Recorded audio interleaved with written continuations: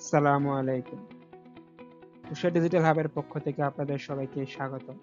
আশা করি সবাই ভালো আছেন। গত ভিডিওতে আমরা কথা বলেছি ডিজিটাল মার্কেটিং এবং অ্যানালগ মার্কেটিং এর মধ্যে পার্থক্য। আজকে আমরা কথা বলবো ডিজিটাল মার্কেটিং এর প্রধান ৬টি শাখা সম্পর্কে।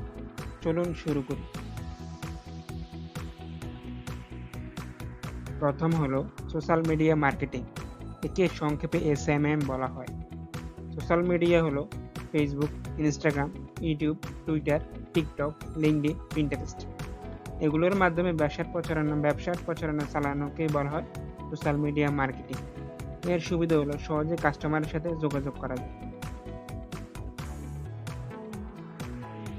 দ্বিতীয় বিষয় হলো সার্চ ইঞ্জিন অপটিমাইজেশন। একে সংক্ষেপে SEO বলা হয়। SEO বলতে বোঝায় যদি আপনার কোনো ওয়েবসাইট থাকে এবং তাকে এমনভাবে সাজানো হয় যাতে গুগলে সার্চ দিলে আপনার ওয়েবসাইটকে প্রথম পেজে দেখায়। এর মাধ্যমে আপনার পেজে বা ওয়েবসাইটে অর্গানিক ভিজিটর সংখ্যা বৃদ্ধি পায়।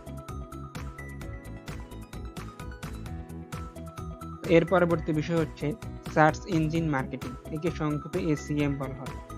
এটা মূলত একটি পেইড মার্কেটিং, অর্থাৎ টাকা দিয়ে করতে হয়। ধরুন আপনার কোনো প্রোডাক্ট আছে, ইমিডিয়েটলি আপনি প্রোডাক্টটাকে সেল করতে চান, আপনার অন্য কিছুই চান না। আপনি চান যে আপনার প্রোডাক্টটা সেল বেশি হোক, এই জন্য আপনি টাকা দিয়ে এই মার্কেটিংটা করতে হবে। এর সুবিধা হচ্ছে আপনার সরাসরি টার্গেটেড অডিয়েন্সের কাছে আপনার পণ্যকে পৌঁছতে পারবেন এবং আপনার সেল জেনারেট বেশি হবে।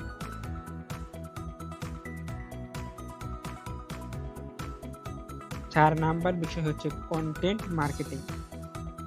আমরা অনেকে কন্টেন্ট বলতে শুধুমাত্র ভিডিওকে বুঝি। কন্টেন্ট বলতে শুধুমাত্র ভিডিও নয়, ব্লগ, ভিডিও, ছবি, ইনফোগ্রাফিক, টেক্সট, এই সব কিছুই কন্টেন্টের অন্তর্ভুক্ত। যখন এর মাধ্যমে কোনো তথ্য দেওয়া হয় তখন এগুলোকে কন্টেন্ট মার্কেটিং বলা হয়। আর ভালো কন্টেন্ট কাস্টমারের মধ্যে বিশ্বাস তৈরি করে ব্র্যান্ড ভ্যালু বাড়াতে সাহায্য করে।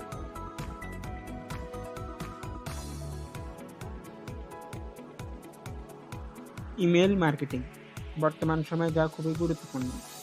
আপনার যদি কোনো প্রোডাক্ট বা সার্ভিস থেকে থাকে তাহলে আপনি সেই প্রোডাক্টের আপডেট বা অফার খুব সহজেই আপনি মানুষকে জানাতে পারেন। এর সুবিধা হচ্ছে আপনি প্রত্যেকটি মানুষকে ইন্ডিভিজুয়ালি যার দরকার তাকে আপনি পৃথকভাবে এই ইমেল মার্কেটিং এর মাধ্যমে আপনার ব্যবসার সম্পর্কে জানাতে পারেন। অ্যাফিলিয়েট মার্কেটিং, যা বর্তমান সময়ে খুবই জনপ্রিয়। একে অন্য কথায় বিনা পুঁজির ব্যবসা বলা হয়। অর্থাৎ এই ব্যবসা করতে হলে আপনার সশরীরে কোনো প্রোডাক্ট থাকা লাগবে না। ধরুন অ্যামাজনের মতো বড় কোম্পানিতে আপনার একটা ওয়েবসাইট আছে। আপনি সোশ্যাল মিডিয়াতে ওয়েবসাইটের লিঙ্কটা শেয়ার করলেন।